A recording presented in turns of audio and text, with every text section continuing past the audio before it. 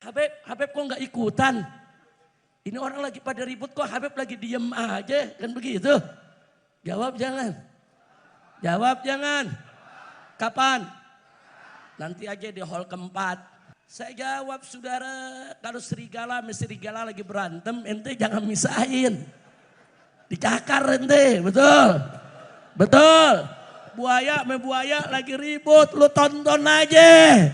Sekarang kita lihat saudara kemarin yang memfitnah habaib, memfitnah ulama, mengkriminalisasi habib, mengkriminalisasi ulama, menggerakkan buzzer, mencaci maki ulama, mencaci maki habaib, menghina-hina ulama, menghina-hina habaib.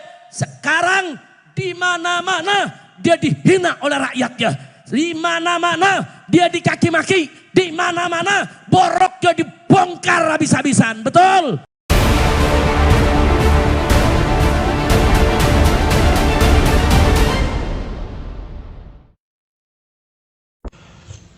Coba, logis apa tidak orang yang mengaku cucu Nabi ini secara data di abad ke-9 Hijriah, 895 Hijriah, mengaku keturunan Nabi, kemudian mengurut nama-nama. Ali bin Abu Bakar, namanya Asakron nih, 895 Hijriah. Nama saya Ali bin Abu Bakar bin Muhammad bin Abdurrahman Asigar bin Maula Dawilah bin Ali Sahibud Darak bin Ali Al-Ghayyur bin Faqih Muqaddam bin Ali bin Muhammad Sahib Mirbat bin Ali Qalikosa bin Alwi bin Muhammad bin Alwi bin Ubaid bin Ahmad bin Isa.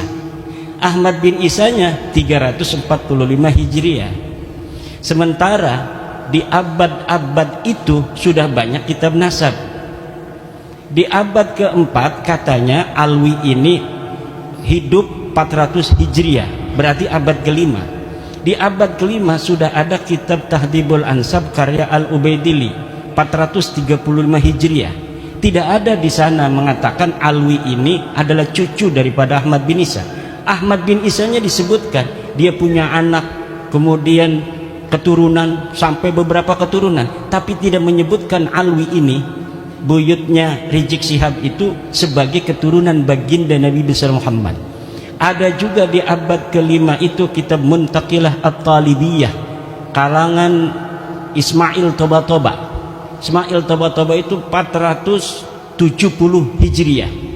Tidak menyebutkan juga bahwa Ahmad bin Isa punya anak namanya Ubaid. Ahmad bin Isanya disebut dia punya anak namanya Muhammad, dia punya anak namanya Ali, tapi tidak disebutkan dia punya anak namanya Ubaid. Kemudian kitab Al-Mazdi 490 Hijriah karya Al-Umari tidak juga menyebutkan Ahmad bin Isa punya anak namanya Ubaid. Ubaid punya anak namanya Alwi yang jadi Ba'alawi, nggak ada. Kemudian naik ke abad ke-6 yaitu 597 Hijriah karangan seorang pakar usul fikih, Imam Fakhruddin Ar-Razi. Beliau juga seorang ahli tafsir, punya kitab tafsir Mafatihul Ghaib, punya berbagai macam kitab sejarah dan lain sebagainya. Idza utliqal imamu fi usulil fiqhi fal muradu bihi Imam Al-Ar-Razi. Kalau dimutlakkan nama al-imam, qala al-imam dalam kitab-kitab usul fiqih, itu maksudnya adalah al-Imam Fakhrur Razi. Beliau menulis sebuah kitab berjudul Asy-Syajarah Al-Mubarakah, wa hasala fihi anna aulada Ahmad bin Isa al-Muqibin munhasirun fi salasati bani. Anaknya cuma 3. Siapa? Muhammad, Ali, Husain. Itu 597 Hijriah beliau menulis kitab itu. Wafat 604 Hijriah. Beliau punya anak murid namanya Al-Fakhri, juga ngarang kitab namanya Al-Fakhri. Al-Marwazi nama murid beliau, itu 614 Hijriah. Di situ juga disebutkan nama Ahmad bin Isa, dan tidak disebutkan Ahmad bin Isa ini punya anak namanya Ubaid, punya cucu namanya Alwi. Tidak ada, mereka tidak disebut keturunan Nabi pada 614 Hijriah. Kemudian ada kitab Al-Asili 700 Hijriah. Kemudian ada kitab As-Sabatul Muson 787 Hijriah. Kemudian ada kitab Umdatul Talib As-Sugra 828. Ada kitab Umdatul Talib As-Sugra karya orang yang sama Ibnu Ainabah 828 Hijriah. Sampai abad ke-8, abad 9 awal ini tidak ada orang yang menyebutkan ahli nasab itu bahwa Ba'alawi keturunan baginda Nabi besar Muhammad SAW. Padahal mereka sudah ada itu di abad 9 itu, mereka sudah mulai mengaku sebagai turun Nabi. Ali bin Abu Bakar As-Sakran ini sudah mengaku keturunan Nabi di abad 9. Tapi orang-orang Yamannya saja itu tidak ada yang mencatat mereka sebagai keturunan Nabi di abad 9 itu. Maka saya sebutkan ada 550 tahun kosongnya riwayat antara pengakuan dan orang yang diaku. Orang yang diaku 345 Hijriah, mereka mengaku 895 Hijriah. Hitung pakai kalkulator 550 tahun. Itu kalau kita mau kasihan. Itu versi kasihan itu 550 tahun itu. Versi yang tidak kasihan dalam ilmu nasab itu, dalam ilmu nasab, sebuah kitab sejarah la yuqaddamu bihalin ala ma yusbituhun nasabun. Ilmu sejarah, sejarawan tidak bisa didahulukan dari apa yang telah ditetapkan oleh ahli nasab. Sedangkan Ali As-Sakran ini ngarangnya kitab sejarah tasawuf dan amalannya. Maka walaupun ada susunan dia menyebutkan nama-nama sampai Ahmad bin Isa, itu sebenarnya dalam ilmu nasab tidak dianggap sama sekali.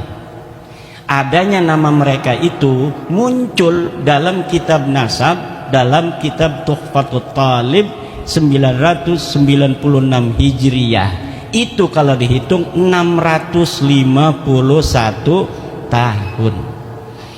Cuma dalam kitab Tuhfatul Talib yang menyebut nama-nama mereka itu, Alwi sudah ada di situ tuh. Karena kan mengakunya 895 Hijriah. Kemudian 996 Hijriah ada masuk nama dia. Masuknya apakah berdasarkan maraji? Tidak. Orang yang mengarang kitab itu Tuhfatul Talib namanya As-Samarqandi mengatakan, saya melihat fi ba'dit ta'aliq, dalam sebagian kertas-kertas ta'liq. Jadi bukan berdasarkan maraji dari kitab-kitab, tetapi berdasarkan apa yang dia temukan dari kertas yang ada di pinggir jalan. Dia nemuin aja, wah ada nih bin, masukin aja supaya kitab saya agak banyak lah. Itu hanya begitu saja. Di dalam ilmu nasab, ida urifal wadi'u intafal istidlal. Apabila ditemukan dan diketahui pemalsunya, maka istidlal itu hilang. Nah, kitab Tuhfatul Talib ini tidak bisa untuk dijadikan referensi. Kenapa? Walaupun dia kitab nasab, tetapi penulisnya sudah iktiraf bahwa dia mendapatkannya bukan berdasarkan maraji dari kitab-kitab sebelumnya. Sedangkan di dalam kitab nasab itu bisa diisbat hanya oleh kitab-kitab nasab. Jadi kitab-kitab nasab yang ada di sejak masa 199 Hijriah, Abnaul Imam fi Misrawasan, itu Abnaul Imam kitab aslinya yang kemudian pada abad kelima dipalsukan, katanya ini karya Yahya bin Ismail Toba-Toba, padahal itu karya Ibrahim Toba-Toba yang wafat 199 Hijriah. Itu sudah ada kitab nasab 199 Hijriah, sudah ada kitab nasab, ditulis semua keturunan Imam Hasan dan Imam Husain. Gak bisa orang masuk sembarangan.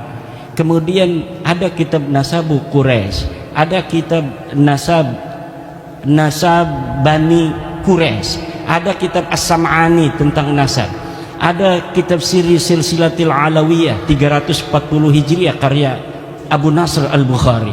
Tapi di situ bukan masa di mana Ahmad bin Isa hidup. Jadi kita nggak pakai sebagai dalil. Yang kita pakai dalil mulai daripada kitab nasab yang bisa diakses paling tua, yaitu Tahdzibul Ansab karya Al-Ubaidili 435 Hijriah. Jadi kitab-kitab nasab itu sudah menafikan mereka sebagai turun Nabi. Ini kata Hanif Alatas, kalau tidak ada yang menyebut, itu bukan berarti dia tidak ada. Kalau misalnya ada yang menafikan bahwa Alwi bukan cucu Nabi di abad 5, baru bisa diterima bahwa Alwi itu bukan cucu Nabi. Tapi tidak ada orang yang menafikan Alwi sebagai cucunya Ahmad bin Isa di abad ke-5. Alasannya begitu. Kalau Kiai Imad bisa menemukan satu kitab yang menafikan katanya Ubaid sebagai anak Ahmad bin Isa, Alwi sebagai cucu daripada Ahmad bin Isa, baru itu sahih. Kalau tidak ada yang menafikan, tidak, kata saya. Coba lihat dalam kitab tauhid yang kecil aja, kitab Syarah Aqidatul Awam. Kitab apa itu? Karya Ibrahim Lakani, Tuhfatul Murid ya. Tuhfatul Murid itu bagaimana? Sesuatu yang sah untuk dinafikan adalah sesuatu yang subut. Sesuatu yang bisa ditiadakan adalah sesuatu yang ada. Kalau sesuatu yang tidak ada itu tidak bisa ditiadakan karena dia sudah tidak ada secara ontologis. Sekarang ada yang tidak hadir, misalnya istri keduanya Kiai Suparman.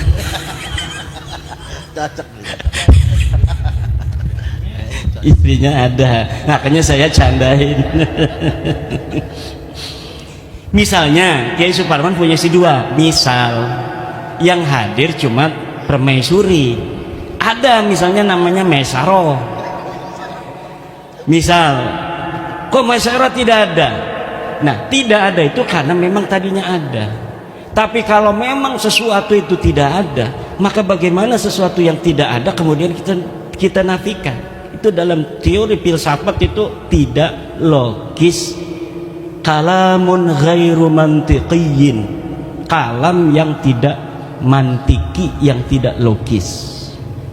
Tidak masuk akal.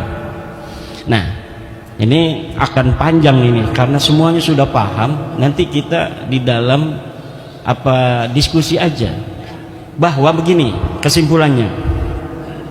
Untuk mengetahui dia diisbat cucu Nabi atau tidak, itu menggunakan metodologi nasab, ilmu nasab dan kitab nasab.